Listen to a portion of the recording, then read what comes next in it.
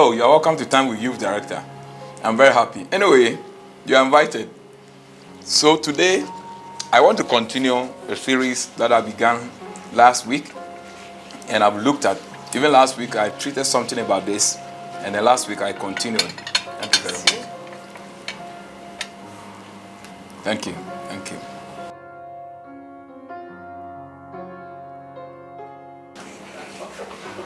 And so you are welcome again. You know, we've been looking at what to do before you meet the person. I mean, you probably may marry. And then when you meet the person, what you should do, what you know and do.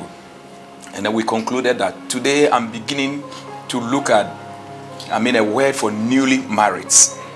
After the ping-pong, now we hand over your bride to you. We hand over your husband to you. And the two of you said you love each other, care for each other, and continue with each other till death do you part. What do you do from there? How do you move from there? I want you to know that immediately you step into marriage, immediately after the marriage is blessed, you have begun a new life. And hello, it's just only 24 hours to be, in the suits and to be in the wedding dress, the gown and all that. When you come home after the honeymoon, life has begun. It begins all the way from ground zero, where you begin to build.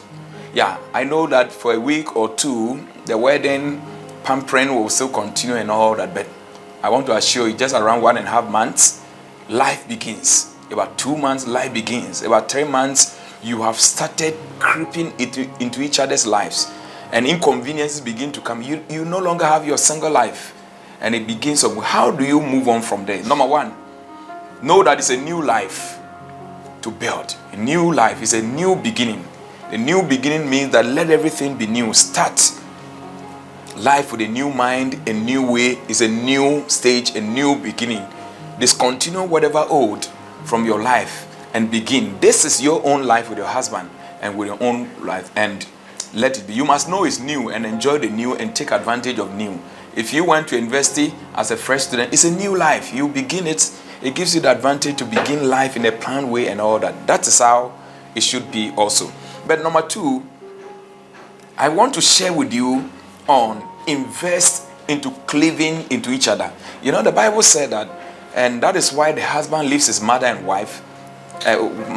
father, and he cleaves to his wife, and they are no longer two but one. There's a process of cleaving, and that is intentionally building into each other for you to become one indeed. You are two individuals, but now you are cleaving. Cleaving means intentionally investing your lives into each other. It means intentionally sharing life's activities with each other. It means intentionally building a common future together. And so for me, it begins this way. Right in the honeymoon, you begin casting a vision for yourselves. How is life going to be 2 years from now? How is life going to be 5 years from now, 10 years? What is the common future you are building? And so that is where you begin to weave the fabric of your lives together. You have a great future. You have all plotted with the grace of God, and none of you would want to miss that. So cleaving begins with dreaming together, and then it begins with sharing life together. What do I mean? You make sure that whatever this one does, you are also wanting to be in. I want to share with you what I read from Fire in His Bones, written by Idahosa. He said when he married afresh, the wife was not too much into his style of life. He would normally spend the weekend moving from village to preach the word of God. And the wife needed another, she was used to another life. And the woman would be in the house crying, I'm married, it's a mistake, I married, I don't even get my husband. Until one day, the Spirit of God told her, you are married, you are supposed to be one with your husband. If the guy is into weekend evangelism, girl, jump in there and bring your own twist and style to it. And so into it she jumped. And then they had a very wonderful weekend evangelism. The lady was playing a key role, and look at how they became.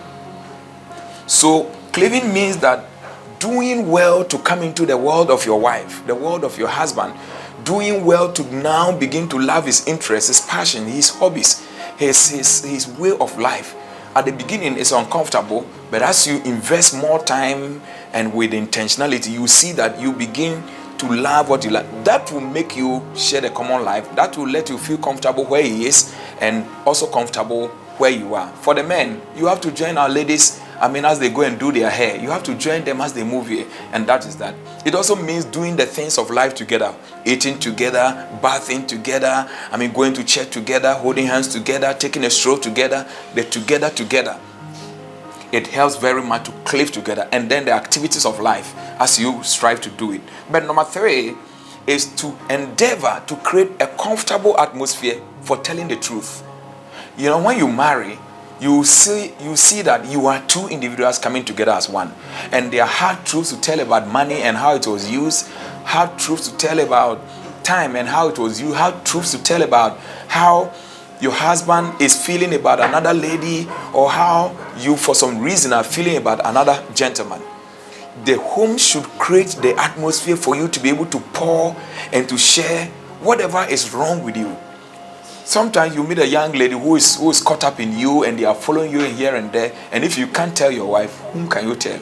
And so that atmosphere for saying the truth, and I know I won't be whipped for that, because this is how I'm feeling and this is what's happening to me, must be created in the home.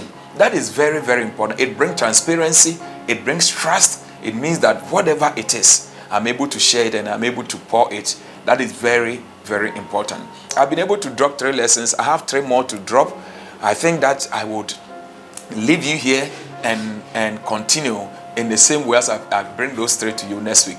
We all are working together as we unleash ourselves into the success God has for us. And an aspect of this is to make sure that we are succeeding and we are marrying the way of the Bible, so we are prosperous. God's intention for giving us marriage is that we'll be blessed, is that we will live the fulfilled life, is that it will go well with us. And I don't agree that we should go for marriage that is less than. Let's build together as we see what God is able to do for us. Thank you very much for joining us today too.